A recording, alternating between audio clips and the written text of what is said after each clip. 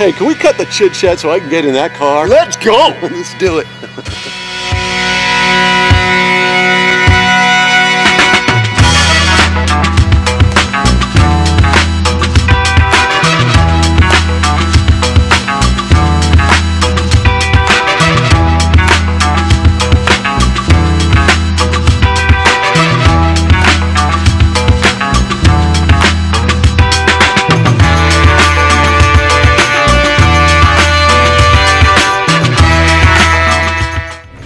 What's up? Is that Fireball Tim? Get in here. Ow! Brothers. Dude, we're rolling. Can't believe That's how the beautiful camera. this car is. This is awesome. This God. is the Look, seatbelt TV red. red seatbelt. This is awesome. It is not called the Cayenne for no reason. That's for sure. Oh my! What is that? Felt? Yeah, it's a special kind of llama felt. This is beautiful. There's grips. So what's the price on this? How much you got in your pocket? I'll take 2. Yeah, it's a Porsche. That was worth $50,000. It's worth it. It's totally worth it. We are doing another episode of 5 Minute Drive. Welcome. I'm Fireball Tim. This is my brother Ethan. Fireball Ethan. Not really. You sure you want to say that? No, not really. This is kind of like Hollywood. This is like the real Hollywood. Actually, this is more Hollywood than Hollywood is because 90% of the entire industry is out in the valley now because Universal, NBC, CBS. But Ethan is a screenwriter for TV, for movies, for I better turn left before I hit something. And, some graphic novels, but some graphic novels. They didn't turn out so well, so mostly TV and movies. Let's just stick with that. Let's stick with TV and movies. Hey, that's a show. I could actually write in this thing while you're driving. This is pretty awesome. Like this whole thing could probably come up as a computer console. It does do that. Just don't hit that button right now.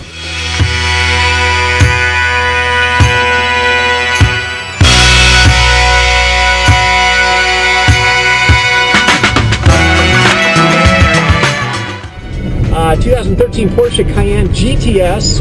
This is the badass version of the Cayenne.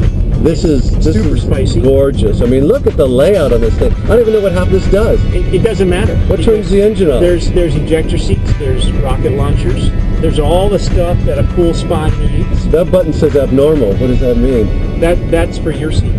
So being a writer in Hollywood, which is cool. Because you never know what's going to come around the corner, and you're working on a bunch of top secret stuff right now. I don't know about top secret, but top. Can you? Well, we won't tell anybody though. Yeah, well, yeah. You can say whatever you want. Yeah, I can say whatever I want. So what are you working on right now? A bunch of different projects. One, I'm working on a. Give us a snippet of the TV show. Give me something that's juicy. All right, I'll give you 2 snippets. These are both 2 really secret projects. You're hearing it first time right here. Don't tell anyone. Don't tell anyone. Another happy series. That's right. That's what I do. They don't want happy series. They want to. If you pitch the happy series, they say, okay, well, but how does everyone die? That's true. See, I like to kill people a lot in TV shows, so I have to start with a lot of people because I like to filter through as many people as possible. Is there any zombies in it? There might be later on. That's my idea. Might be. I just do that. All right. You can use that. I'll put that down. You get to be one of the zombies. It saves us on makeup.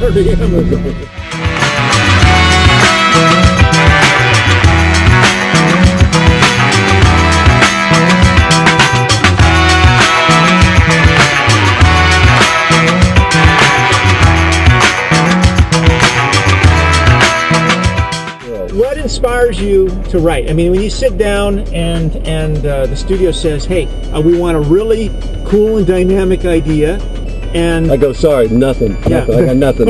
I got nothing. I could rehash Looper though." Rehash Looper. It should be Looper meets I Love Lucy. That would be an awesome show. Looper, I'm home.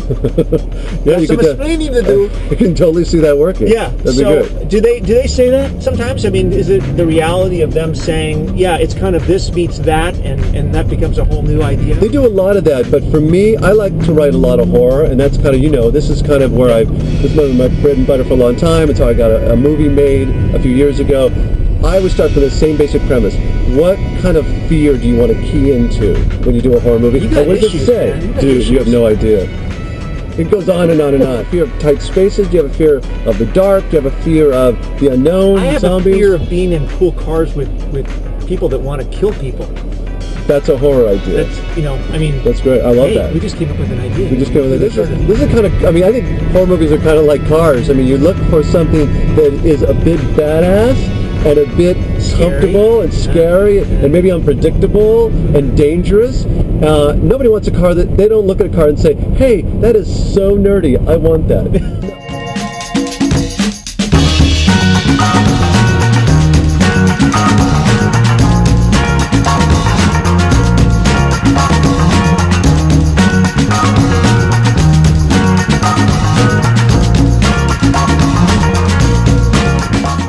But I'm inspired by a lot of things. I'm inspired by the world we live in. I'm inspired by my kid, you know, the things that she finds fascinating. I'm inspired by the people I love and friends and family who have different interests and different, you know, passions. Of course, I find those things. We grew up with a family of writers. So, exactly, you know, that's all we know. You had to write good or Dad would throw your script in the trash. Exactly. If you want to see a horror film, I wrote one called Asylum. David Ellis, who did Snakes on a Plane, directed that a couple of years ago, and that was still playing on Showtime, HBO all the time. It's Netflix. It was played huge overseas, massive in Bangladesh, not so great in New York and LA, but what are you going to do? Massive in Bangladesh. Massive. Actually, it was the #1 movie, get this, in some portions of Germany, Japan, and Thailand. That's I was scary. Huge there for about 2 months. Huge. I also did a show called Eureka on the Sci-Fi Channel that was the #1 show for many years. I like that. That was a fun show. Yeah. And then you did Murder in Small Town X. Yeah, that was a while ago. It was a big Fox show where they tried to kind of figure out the ultimate murder mystery in a small town, and we had to populate literally an entire town with actors and shoot it over 6 weeks. And I had to write it as we went along. It was crazy. I heard that a little behind the scenes that while you guys were filming, you were also racing scooters or something down hills? I wouldn't say racing. I would say having a few too many drinks and then getting on a scooter at 40 miles an hour. And then what happened? And then I crashed and blasted out my knee and had to be, like the 12th time. I had to be airlifted back to LA at that point. The East Coast may know this, but you can get a 3-pound lobster for about $1.50 out there. And so whenever I said, could I have a little lobster with my eggs, they put a 3-pounder in front of me. And you were there how long? I was there 6 weeks. That's a lot. And 18 pounds later, and one busted knee, I came home very happy. A bunch of things that you absolutely have to do if you ever really want to be a writer. It depends on if you want to be a TV writer or a feature writer. You want to be a TV writer, the single most important thing you need to do is to get a job as a writer's assistant. And don't go in the first day and ask somebody to read your script. No. Bad idea. Day 3, people. Wait till day 3, and then which is what I did. Because what really gets people in Hollywood to recognize you is your ability to write dialogue. So don't write like you do. Don't do what I do. Don't do as I say, people. You know, but if you do, you'll be big in Bangladesh. Exactly like my daughter. Don't do as I do. Do as I say. To Ethan's IMDB page, it's Ethan Lawrence. Where else can people see some of the stuff? Netflix, obviously. Netflix, you can get a ton of stuff. There's, You're on Facebook. On Facebook.